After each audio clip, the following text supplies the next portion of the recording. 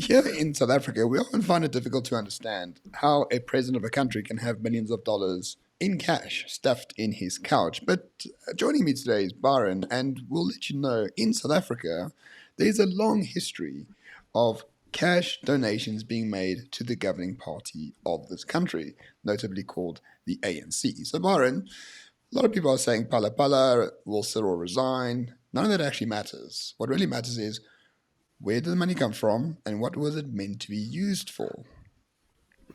So everybody that's looking at this is like, as you know, in the mainstream media, the way that they're now trying to phrase this is that the president has been the one that's been wronged. He's not the criminal here. He's had money stolen from him. They're saying this is very unlike what's happened with Jacob Zuma, where Jacob Zuma was the one that did the stealing. They're saying in this instance, Ramaphosa didn't do the stealing. He had his money stolen from him. What everybody seems to be very casually forgetting is, where did the money come from? And how much actually got stolen? With that in mind, there was an article that got published on the weekend by IOL that draws an allegation that the amount of money that may have been stolen was between 4 and 8 million US, which is closer to what Arthur Fraser originally said was stolen, although Ramaphosa's PR campaign basically said that actually Arthur Fraser over exaggerated it and they thought it was more along the lines of half a bar in terms of dollars. But what now has emerged from the probe into the alleged theft is that the amount of money that was actually in the house, not stolen, was near on 100 mil in US dollars. That's some serious mullah, mate. So, how many cows did he sell for that? Well, I mean, they were called Buffalo, Byron. Please let's be just honest about this. Here is my theory about all of this. The ANC back in the day has quite willingly said they received lots of money from overseas donors, not from countries, but from actual political parties. And to understand how this worked, we need to go back to 2009 in an article in the Mail and Guardian, which is called The ANC's Dodgy Funders. And they say quite openly, right, for the 2009 election, the total budget for that election was about 100 million rand. And this was including travel costs and a variety of other things. Matthews Pauser, the treasurer at the time, did say that the ANC receives funds from not most, but a lot of African countries, notably Equatorial Guinea, which to this day is still a vicious dictatorship. Now, let's be clear. They said dictatorships, and we'll come back to that in a minute. They said dictatorships. Yes, and we will go on to say, for example, at the time, Jacob Zuma went to go see China. No doubt received money there, but most importantly, and this is very important for people to really understand, when Nelson Mandela went to go visit Gaddafi from Libya in 1994, he arrived back in South Africa with $40 million in cash in briefcases to fund the election effort back in 1994. This has been going on for decades in South Africa. This is how the ANC actually makes its money, by basically asking dictatorships to fund it. Why isn't Phala Phala exactly the same thing? Because according to the IOL article, the money at Phala Phala, which could be as high as $100 million, came from Equatorial Guinea, Saudi Arabia, and a variety of other countries like Qatar as well. So it's Yeah, not by citing buffaloes that this has happened. This is, sorry to interrupt you, but this is literally how the ANC funds itself and has been doing so since at least 1994. absolutely. And if you actually look at what the article was telling us in 2008 9, the problem that you got there was, like they said, that Blade, as part of the SACP, had taken, and I quote, this is what the article says, taken a begging bowl and gone to Libya for money. Yeah, okay, but Libya's been overthrown now. Gaddafi's gone. So at the same time, he went to China and he went to the last president of China, who was a bit of a stooge, and he went there for begging money. But now you got Xi there, man. She's not going to give out money for nothing. Like, the guy's an iron fist of dictatorship. He's not the same beast. The world has changed when it comes through to the dictatorships of the past. They can't go to the same stooges anymore and ask for the same kinds of money. The world has changed now, and that in itself becomes very relevant when you look at the ANC. The ANC is obviously now subject to, should we say, donation shortages, and the donations are becoming harder to get. Back in the day, it was like dictatorships would prop up the ANC on the basis that the ANC, and they say very clearly, all they asked is that the ANC didn't vote against their regimes. So as long as the ANC didn't speak out against what was going on in Libya or against what was going in Ecuadorial, they didn't care. Mm. But the world's not the same anymore. Like Yeah, now and that kind of diplomacy don't work anymore. if you look at the ANC's UN voting record, it's very much in Mhm. favor of these dictatorships, right? We don't say anything about Bahrain, we don't say anything about Myanmar, Libya, Equatorial Guinea. We support all these people, Venezuela.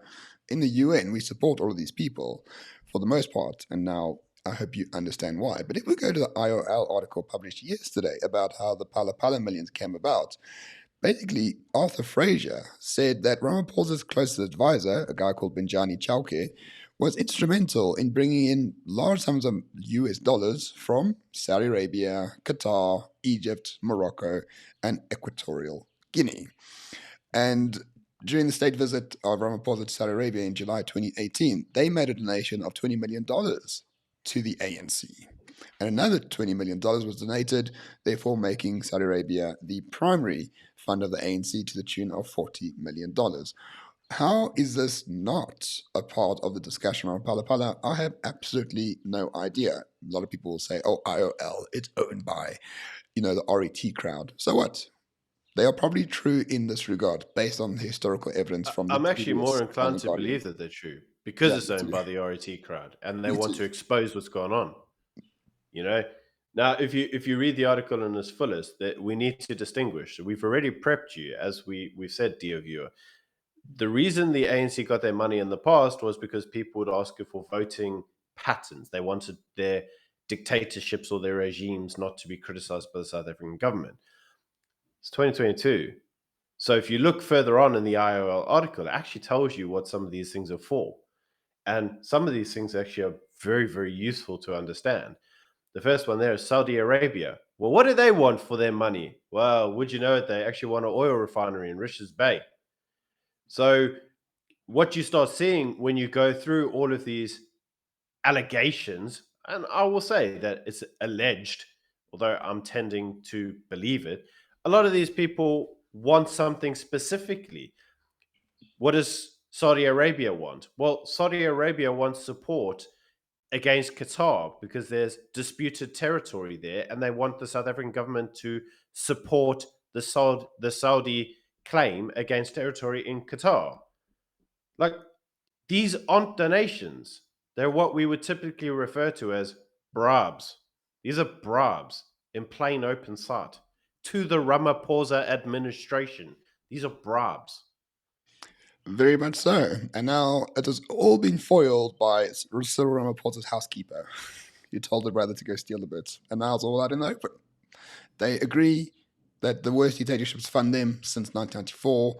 They agree money's a bit of an issue. They can't pay salaries, despite the fact that Ramaphosa himself is believed to have received close to $50 million from outside sources during his time as president. They can't afford to pay Mm, salaries, though, for some reason. So my view is this, right? That money is definitely more than $4 million. Maybe it's 50, maybe it's 100%. 100, who knows? Mm, It was meant to be donated to the ANC for bribes.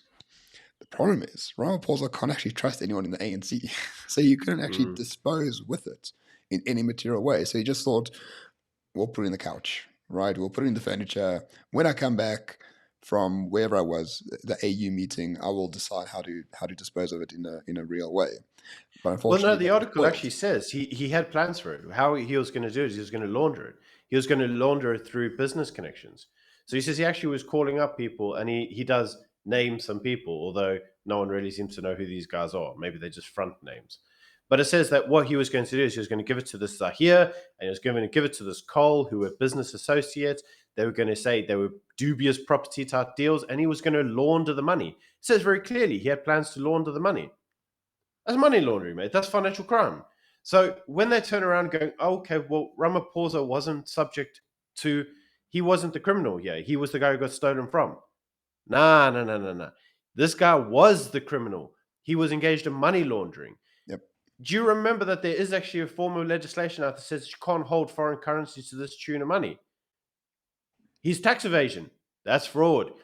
It's not declared to SARS. It's not. Where's the proceeds on it? Where's the capital gains tax? He'd be very happy to take any of the Whitey's capital gains tax in a heartbeat. He is subject to crime. This is symptoms of a crime. This is symptoms of a corrupt regime. But, dear viewer, I very much doubt if you've made it this far in the video, I doubt anything we've said to you is like, oh, this is revolutionary. My mind is blowing. I never knew the ANC was corrupt. Like, it's just more of the same, right? So it's Yeah, just but instead evidence of of a larger thing. focusing on like the personality politics around this, like whether he'll resign or not, he's not going to. We already know that. What you need to focus on is how this came about, how long it's been around, and we've known this since 1994. And most importantly, does it fundamentally change anything? No, of course No. not. If they've been doing it for 30 years, they're not going to stop now just because they got stolen once. This is how the And ANC you know, looks. And you know what? This is actually, again, a symptom of the larger problem. This has been going on for 30 years.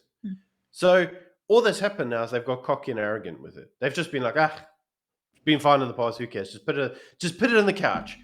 And that's how the crime has been allowed to occur because everybody's like, yeah, Ron Paul's always just stashes cash in the couch. Like there's so much money. There's 100 mil. Like just steal 1 or 2 mil. Like they will never know. Like nobody's going to sit there counting it. That's probably what's happened. And so they've just assumed that, if we just break in quietly, steal 1 mil here, there's so much in the house, nobody will even notice it. That form of arrogance is just so common now within the ANC. Who cares how shit we are in terms of our service delivery? Who cares how corrupt we are? They don't even hide it anymore, mate. And so what I really want to know is what moron out there still votes for the African National Corruption Party? I don't get it. Who the hell votes for it? Like, The problem is you're I thinking don't know. like a colonizer, my friend.